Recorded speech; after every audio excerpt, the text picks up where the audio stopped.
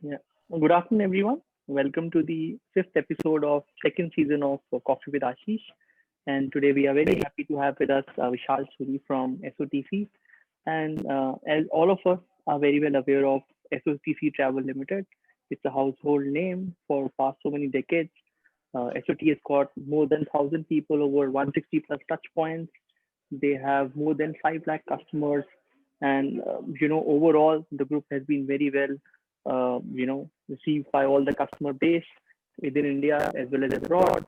And, SOTC Travel, I was researching, they've been pioneers in creating extremely custom travel experiences. Like last year, I was reading that they created a special holiday, which is around the world in 70 days, in which it was spanning 7 continents across different destinations across the globe, with across different themes of nature, wildlife, natural and man-made wonders. And at the helm of affairs, we have with us Vishal Suri, who's leading SOTC in India.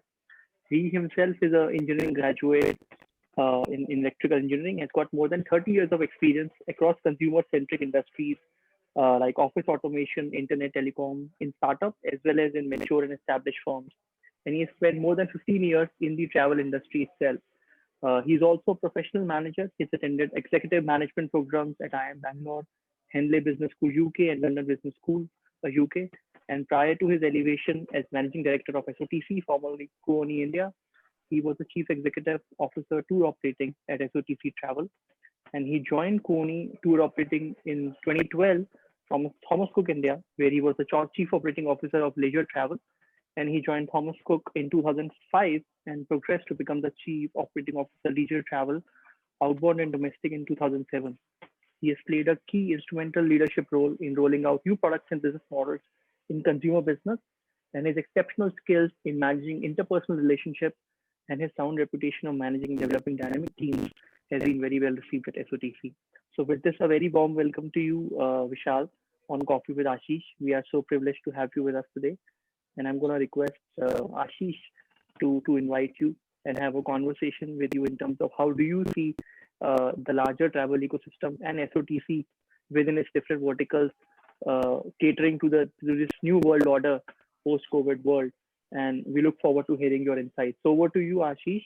And once again, a very warm welcome to you, Vishalji. Thank, thank you. Thank you, Karthik. And good to see you, Vishal, as always. And little trivia for the audience here. If they didn't know that in the 80s, SOTC were the first people who started holidays to pay in installments under a brand known as Happy Holidays. I still remember that pretty vividly.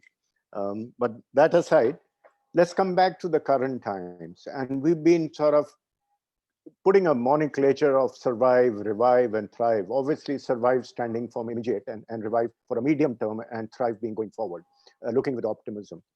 So how do you see the social, economic, and cultural changes? And of course, indeed, the consumer behavior. I think there's no better person than you to explain and clarify the patterns to our viewers. Sure, Ashish. Thank you so much for having me on your session, the Coffee with Ashish session, and it's becoming quite a popular session now that I'm told a lot of industry leaders. In fact, I got a message from Shrithar and Cheape today morning. They're saying they are on your session next month in any case. So Cheape is coming in from Singapore as well. Yeah, so he told me about that. So thank you, Ashish, for having me over for this session, and thanks a lot, Karthik, for a very nice introduction that you gave for me. And I want to wish good evening to everybody who's on this session, on this call, and thank you for joining all of us. I think what I want to start by saying, Ashish, is something that we must really appreciate, that we are collectively actually living through an extremely unprecedented and a harrowing crisis of a lifetime. And the best part is, the good part is, we are all smiling through that at this point in time, and still continue to engage as stakeholders and as colleagues within the industry or from outside the industry, supporting each other. But in my 30 years, or for that matter, my life, I haven't come across a crisis of this magnitude. While if you look through the history, there have been crises of this or larger magnitude also, and human race has always overcome these crises. So my sense is we will end up overcoming this crisis also.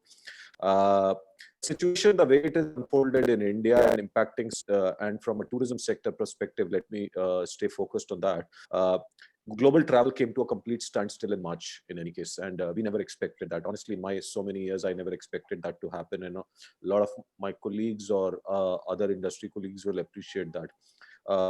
People witnessed a loss of jobs, loss of livelihoods, businesses, especially some of the businesses like ours. And my sense is, on the other side of COVID, whenever we come out of it, a lot of companies which we competed against may not be around. The idea at this point in time is to make sure that we sustain ourselves.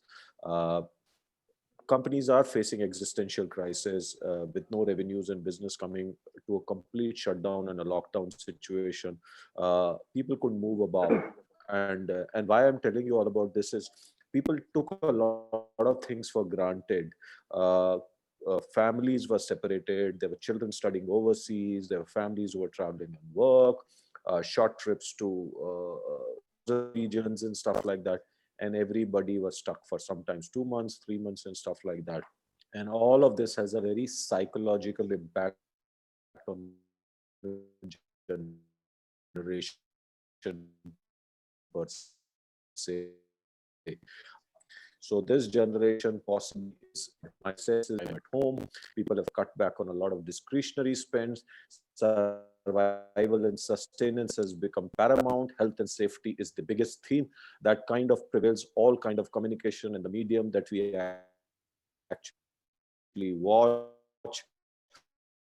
So everywhere people are talking about safety, security, health, hygiene. We possibly witness in India, and especially from an Indian family, a government, a well-meaning government actually took actions and suddenly created a crisis of a magnitude which will scar a generation. But what I saw, and I think the best part about the human race is what we saw is people large. We may not realize it in our day-to-day lives. We do not even revisit it. But the point I'm making is, very early in this period, and having gone through this, there are a couple of hard truths that we have to face as business leaders, as people who actually manage and take care of our families and things like that. One is that we cannot predict when travel will return completely to pre-COVID levels. It's very difficult to predict. There are green shoots available, and I'm going to talk about those in any case. Uh, so first thing is, we cannot predict. So we are still, like, we've been talking about VUCA world and stuff like that, which is volatile, uncertain, complex, and ambiguous. But this is something which is added complexity and uncertainty to that extent.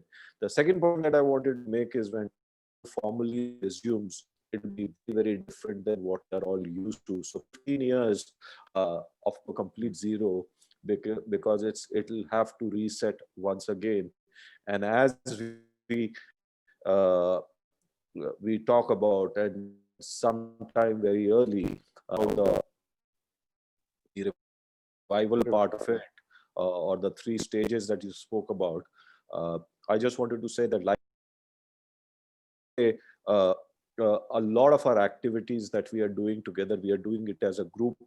There are a lot of initiatives that we are taking as a travel group, which only adds to the complexity uh,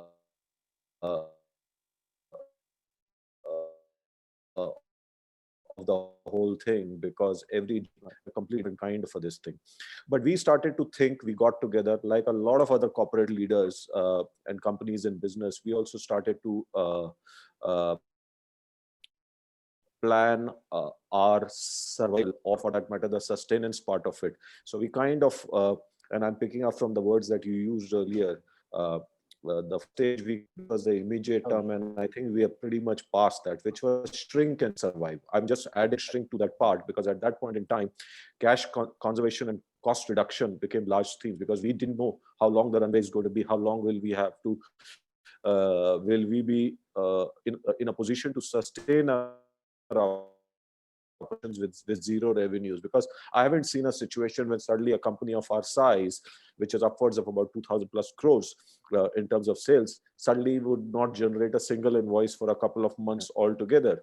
So obviously cash conservation and cost reduction, and obviously cash generation, generating fresh cash from operations became big themes. So which is why I would call this period a shrink and survive. We are past this period. We also had to, in this period, focus on business continuity, both for our customers, because we couldn't be as a company which is not available to customers crisis, because a lot of customers had the bookings, some of them were on road, stuck in different corners of the world. We had customers in New Zealand, in Australia, in Southeast Asia, in Europe, in Middle East, and we needed to make sure that whatever were the first available options, we take care of those customers while they were on the ground. We bring them. Business continuity was very, very important. So not for a single day were we not in touch with the customer. So we were available to the customer. Obviously, technology played a lot of big part in that, into what was called post